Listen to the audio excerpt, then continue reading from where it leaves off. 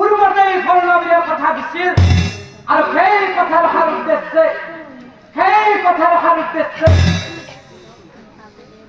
কৰ্ণবীৰে বন্ধু দুৰ্যোধনৰ হাতত অনুমতি কৰ্ণ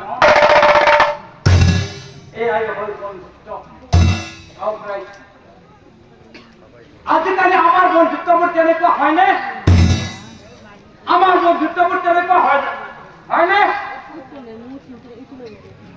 আজিকালি বন্ধুৱে জানো বন্ধুক কষ্ট কৰি নিজে কিনি আনি বেলেগক দি দিব? মিছা কথা। যদি বন্ধু কিনি অলপ ঠৌগ হয় তেন্তে নহওক চলে বলে গতিকে হেমৰ পৰম শ্ৰদ্ধাৰ নাম ধৰ্মী বা বন্ধু ভাই মাতৃ সমস্ত আচলতে তেনেকুৱা নহয়।